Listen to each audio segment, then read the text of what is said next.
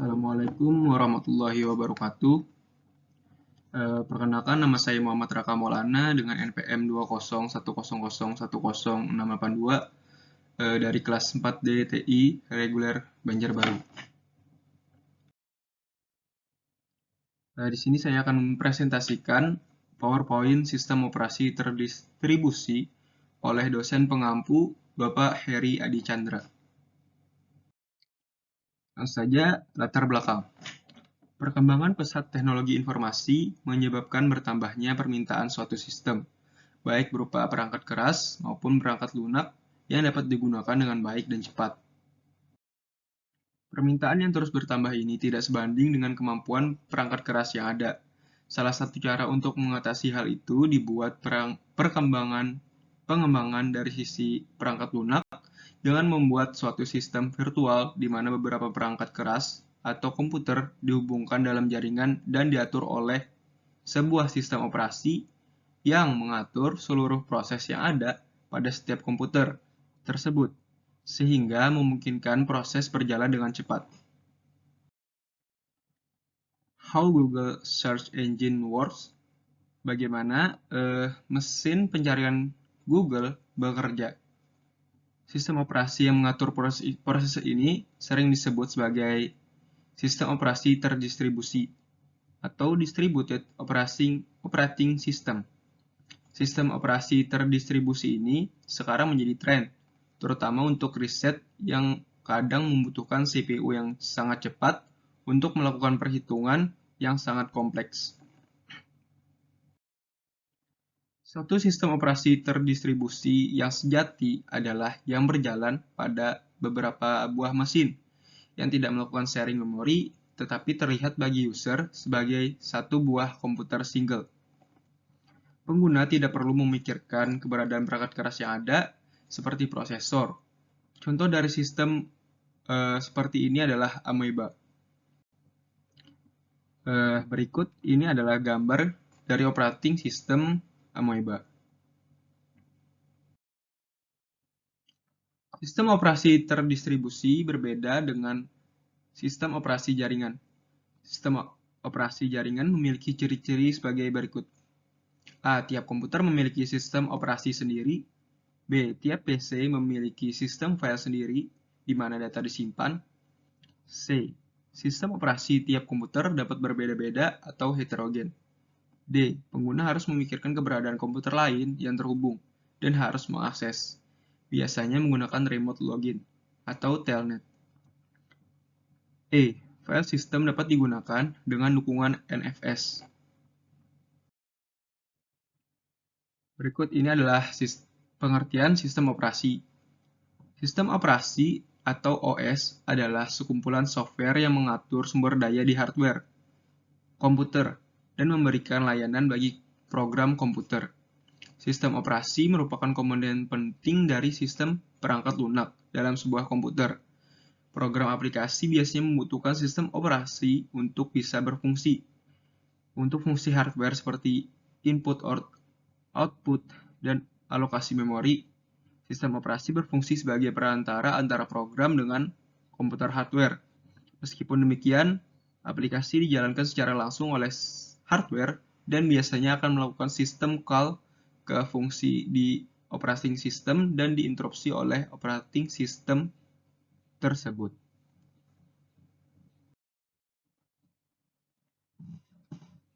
SO modern. Sistem operasi dapat ditemukan di hampir semua alat yang mempunyai fungsi komputer, mulai dari handphone, video game, hingga superkomputer dan web server. Contoh sistem operasi modern adalah Android, BSD, iOS, Linux, macOS X, Microsoft Windows, dan IBM ZOS.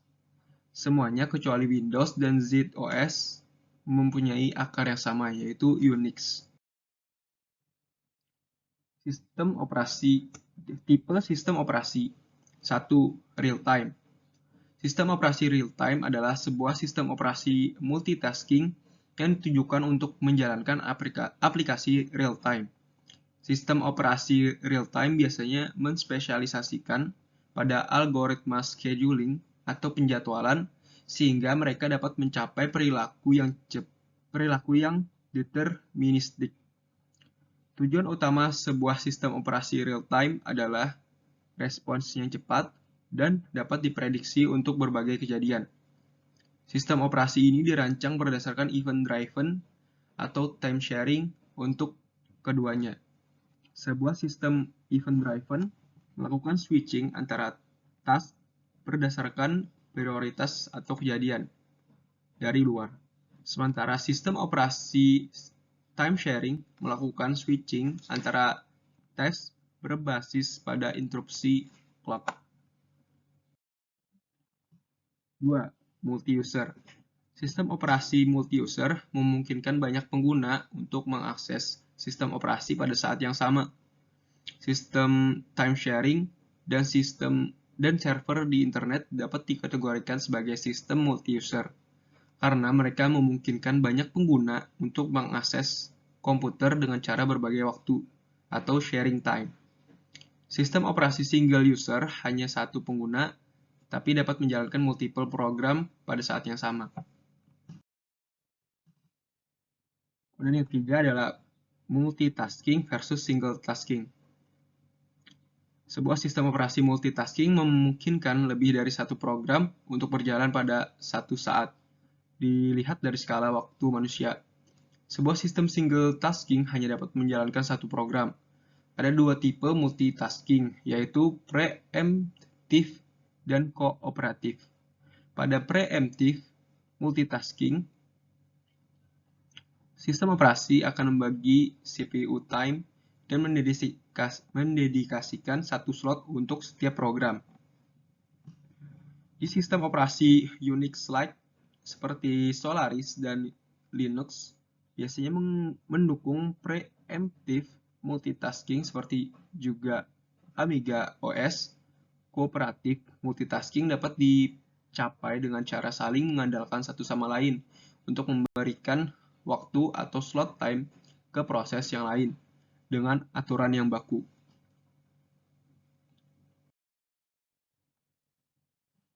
Tipe sistem operasi yang keempat adalah sistem terdistribusi.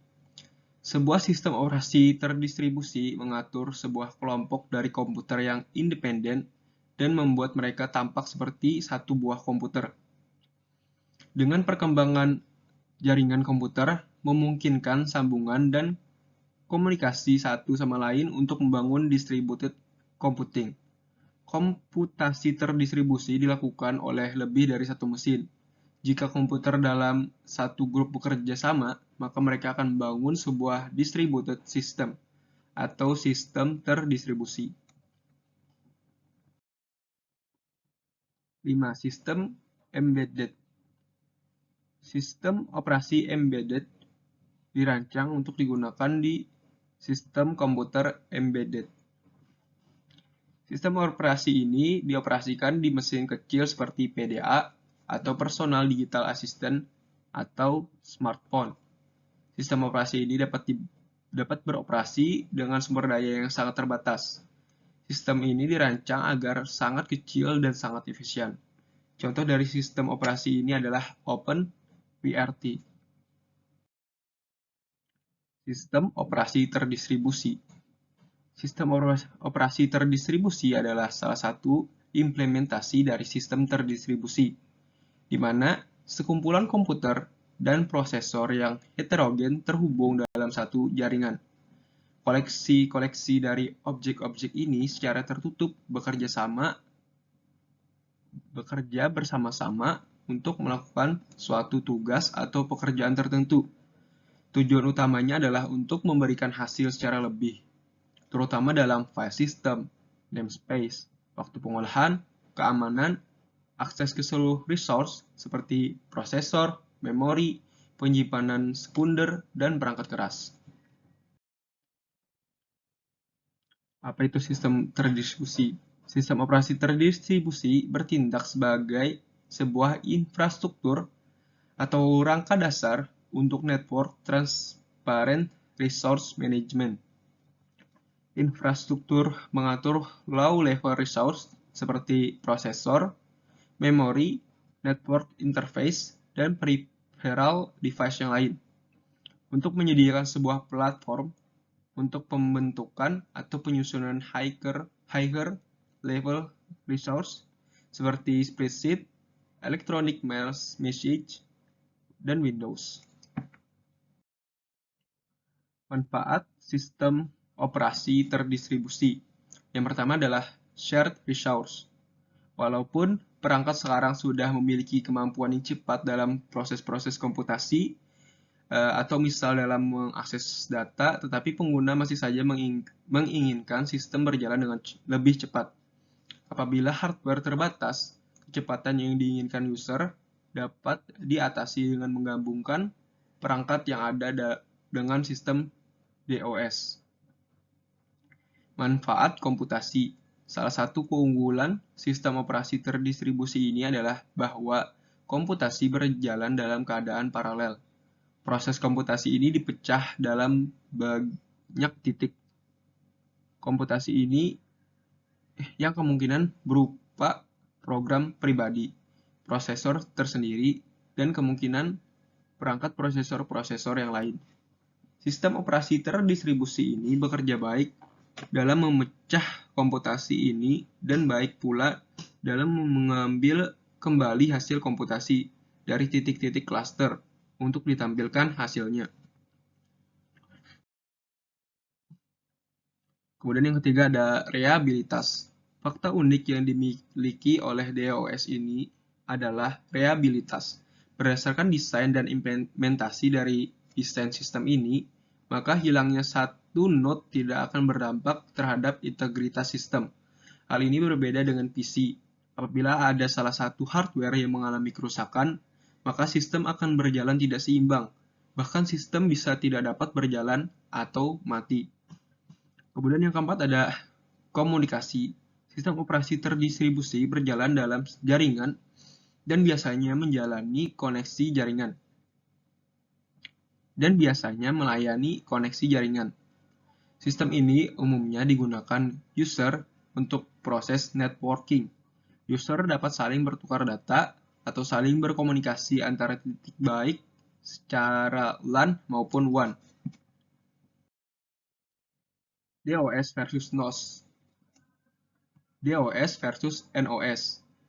Suatu sistem operasi terdistribusi yang sejati adalah yang berjalan pada beberapa buah mesin yang tidak melakukan sharing memori, tetapi terlihat bagi user sebagai satu buah komputer single. Contoh dari sistem ini adalah Amoeba. Untuk dapat membedakannya, sistem operasi jaringan memiliki ciri-ciri sebagai berikut.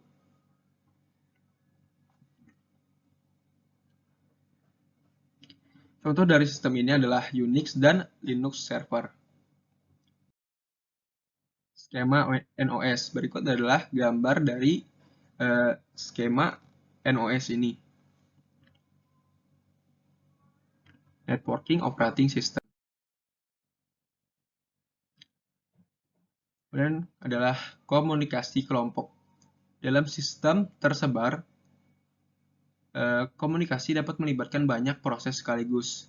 Tidak hanya dua, misalnya sekelompok file server memberi layanan file dan menyediakan kemampuan fault tolerance. Pada sistem fault tolerance, klien mengirim pesan ke semua server untuk menjamin dilayani oleh satu server. Contoh sistem operasi terdistribusi adalah Amoeba atau FreeG University.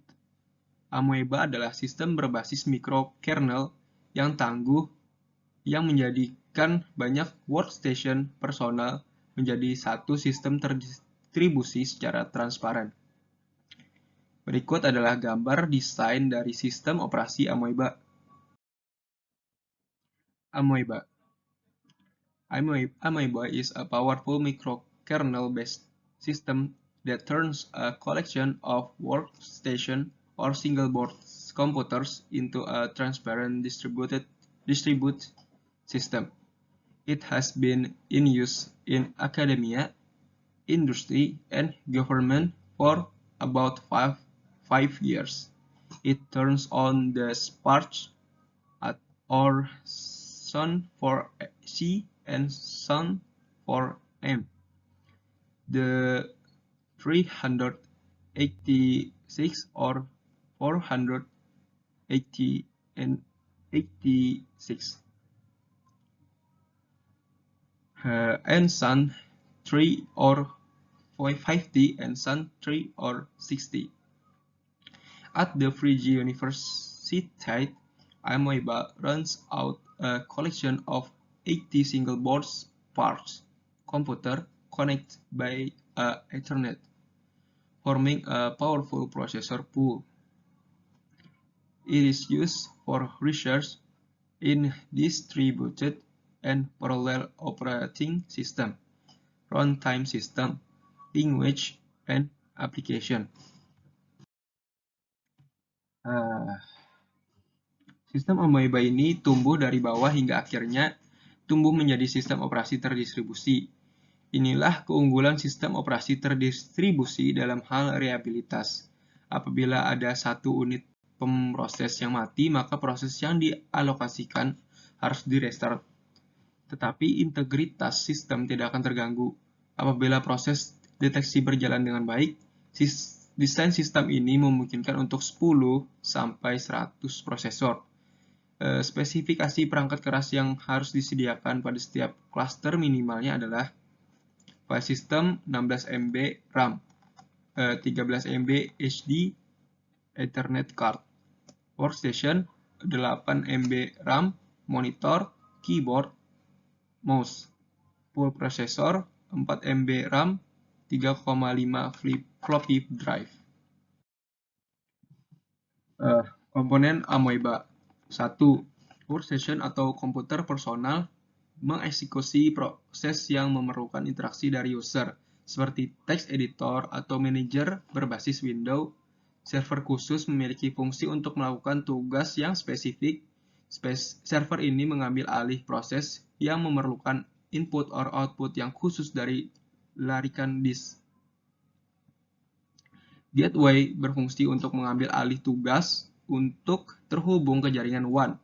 Processor pool mengambil alih semua proses yang lain, tetapi unit ini biasanya terdiri dari prosesor, memori lokal, dan koneksi jaringan. Tiap prosesor mengerjakan satu buah proses sampai proses yang tidak digunakan habis. Untuk selanjutnya, proses yang lain berada dalam antrian menunggu proses yang lain selesai. Inilah keunggulan sistem operasi terdistribusi dalam hal reliabilitas. Apabila ada satu unit pemroses yang mati, maka proses yang dialokasikan harus di-restart.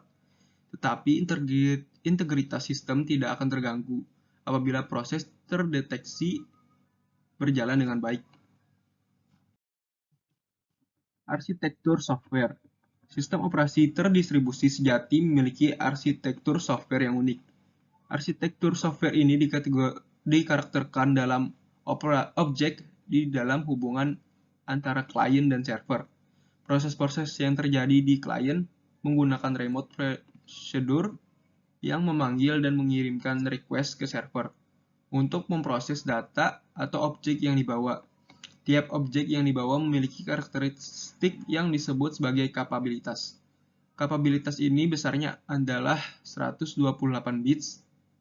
48 bits pertama menunjukkan servis mana yang memiliki objek tersebut.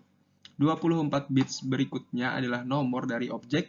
8 bits berikutnya menampilkan operasi yang diizinkan terhadap objek yang bersangkutan. Dan 48 bits terakhir merupakan check field, yang merupakan field yang telah terenkripsi agar tidak dapat dimodifikasi oleh proses yang lain. Operasi diselesaikan oleh RCP atau Remote Produce Calls yang dibuat oleh klien di dalam proses yang kecil dan ringan. Proses dengan tipe seperti ini memiliki bidang alamat sendiri yang bisa saja memiliki satu atau lebih hubungan. Hubungan ini ketika berjalan memiliki program counter dan stack sendiri. tetapi dapat saling berbagi kode dan data antara hubungan lain dalam proses. Manajemen berkas. Dalam sistem operasi distribusi ini, sistem berkas dipetakan dengan baik dengan berorientasi pada objek yang ada dan kapabilitasnya.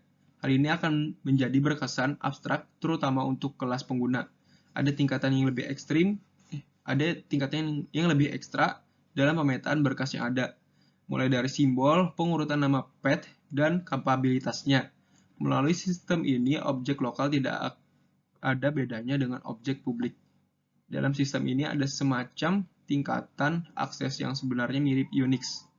Setiap user dan grup memiliki hak akses yang berbeda-beda pada setiap berkas atau folder yang ada pada sistem operasi terdistribusi. Dalam implementasi sistem amoeba, hak akses yang dimiliki pengguna terbatas pada hak baca file, tulis atau membuat file, dan hapus file. Dengan hal ini, maka keamanan server dapat terjaga. Pelayanan terhadap direktori yang ada dibuat sangat ketat dalam hal keamanan. Bahkan dibuat semacam kode acak yang akan menyandikan file tersebut sehingga tidak mudah dibaca oleh siapapun. Kode penyandinya akan digunakan lagi oleh sistem untuk mengembalikan file tersebut seperti semula kepada user. Kode ini hanya akan diberikan kepada pemilik file tersebut. Jadi ketika user mengakses file atau berkas yang bersangkutan, maka kode penyandi akan dibuat oleh sistem agar pemilik file dapat membacanya. Dalam sistem operasi terdistribusi yang sejati, tiap proses berada pada alamat segmen-segmen virtual. Proses-proses ini dapat memiliki lebih dari satu hubungan. Kaitan-kaitan ini dialokasikan ke prosesor-prosesor sampai semua prosesor habis digunakan. Hasil dari manajemen proses seperti ini menghasilkan utilisasi yang lebih baik, di mana tidak perlu switching apabila harus ada proses yang berat, karena satu proses dialokasikan ke satu prosesor. Proses memiliki dua macam keadaan, yaitu proses sedang berjalan atau sedang stun. Stun terjadi apabila proses masih ada, tetapi tidak melakukan eksekusi apapun, atau sedang dalam proses debug. Dalam keadaan ini, kernel memberitahukan komunikator atau kernel yang lain adanya proses yang dalam keadaan stun. Kernel yang lain tersebut berusaha berkomunikasi dengan proses itu sampai proses di-kill atau proses tersebut berjalan kembali. Debugging atau migrasi pada proses ini selesai setelah adanya stunning.